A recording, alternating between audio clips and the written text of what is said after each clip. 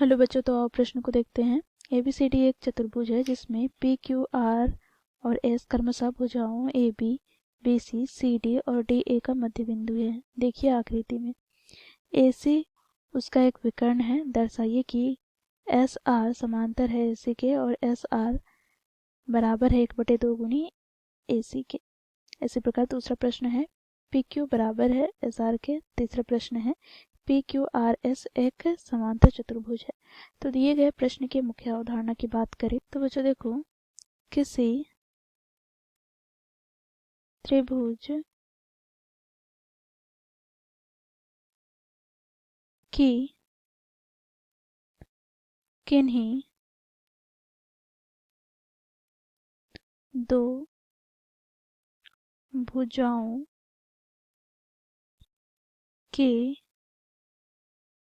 मध्य बिंदुओं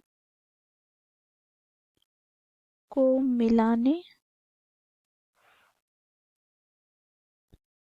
वाला रेखाखंड तीसरी भुजा के समांतर और उसका आधा होता है। अर्थात बच्चों यहाँ पर हम त्रिभुज ABC की बात करें तो बच्चों देखो, D और E, यहाँ पर D बिंदु AB का मध्य बिंदु है। इसी प्रकार बिंदु E AC का मध्य बिंदु है। तो यहाँ पर बिंदु D और E को मिलाने पर जो रेखा हमें प्राप्त होता है अर्थात रेखाखंड DE BC के समांतर होता है। साथ ही बच्चों DE BC का आधा होता है। तो यहाँ पर हम लिखेंगे DE समांतर है BC के तथा BC बराबर हो जाएगा किसके, तो 2 गुना DE के। अर्थात यहाँ से इस प्रकार भी हम लिख सकते हैं DE बराबर 1/2 गुनी BC। तो इस मुख्य अवधारणा की सहायता से हम दिए गए प्रश्न को हल करेंगे।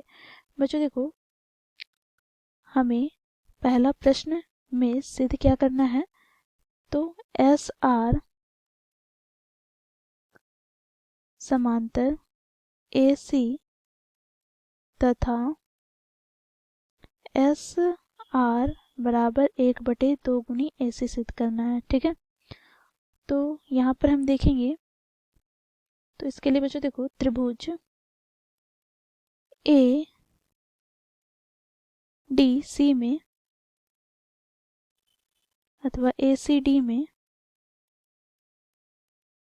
देखो, बिंदु S AD और बिंदु R CD का मध्य बिंदु है। तो यहाँ पर हम लिखेंगे क्योंकि बिंदु S AD तथा R CD का मध्य बिंदु है। तो बच्चों यहाँ पर जो SR होगा वो क्या होगा, AC के समांतर होगा मध्य बिंदु प्रमेय से, जो हम लोगों ने मुख्य अवधारणा में देखा है। तो SR समांतर हो जाएगा AC के तथा SR बराबर हो जाएगा किसके, 1/2 गुनी AC के। मध्य बिंदु प्रमेय से हम जानते हैं, मध्य बिंदु प्रमेय से यदि किसी त्रिभुज के दो भुजाओं के मध्य बिंदु को मिलाने वाली रेखाखंड तीसरे भुजा के समांतर व आधा होती है। ठीक है, तो इस प्रकार पहला प्रश्न को हम लोगों ने सिद्ध किया। अब दूसरे प्रश्न को देखें तो बच्चों यहाँ पर हमें सिद्ध करना है PQ बराबर SR। ठीक है, तो इसके लिए बच्चों देखो, यहाँ पर जो हम लोगों ने पहला प्रश्न सिद्ध किया है SR बराबर 1/2 गुनी AC और SR समांतर है AC के, तो इसे हम समीकरण 1 ले लेते हैं। बच्चों दूसरे प्रश्न में हम क्या करेंगे, तो त्रिभुज ABC में देखेंगे तो बच्चों देखो P ए बी का मध्य बिंदु और Q बी सी का मध्य बिंदु है। तो यहाँ पर हम लिखेंगे बिंदु P ए बी तथा बिंदु Q बी सी का मध्य बिंदु है। तो हम लोगों ने देखा मध्य बिंदु प्रमेय से यदि किसी त्रिभुज के दो भुजाओं के मध्य बिंदु को मिलाने वाली रेखाखंड तीसरी भुजा के क्या होती है, समांतर व आधा होती है। तो यहाँ से हमें प्राप्त क्या हो जाएगा, तो यहाँ से हमें प्राप्त हो जाएगा PQ समांतर AC तथा यहाँ पर PQ बराबर 1/2 गुनी AC। ठीक है, ये हो गया समीकरण 2। बच्चों देखो समीकरण 1 तथा 2 से हम देखें तो बच्चों देखो SR बराबर 1/2 गुनी AC और PQ बराबर 1/2 गुनी AC।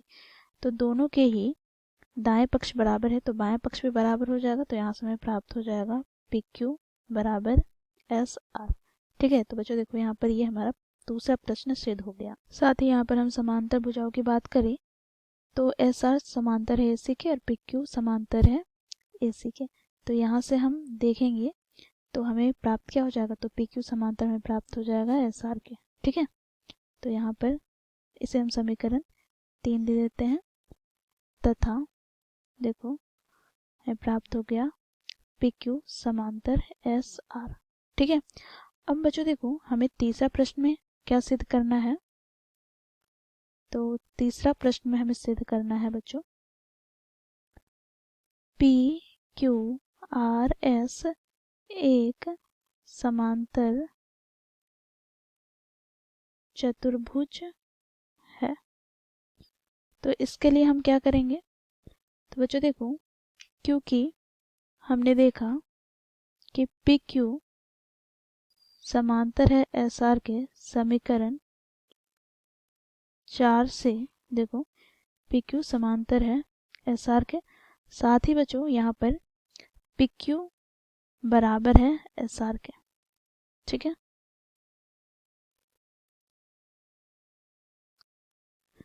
तो बच्चों हम जानते हैं यदि किसी चतुर्भुज के सम्मुख भुजाओं का एक युग्म बराबर व समांतर हो तो वह चतुर्भुज समांतर चतुर्भुज कहलाता है। तो यहाँ पर हम लिखेंगे क्योंकि किसी चतुर्भुज के सम्मुख भुजाओं का एक युग्म बराबर एवं समांतर हो तो समांतर चतुर्भुज कहलाता है। अर्थात यहाँ से हम निष्कर्ष निकालेंगे, इसलिए चतुर्भुज PQRS एक समांतर चतुर्भुज है। तो इस प्रकार बच्चों हम लोगों ने मुख्य अवधारणा की सहायता से दिए गए प्रश्न को हल किया। आशा करती हूँ आप लोगों को यह प्रश्न समझ में आया होगा। धन्यवाद।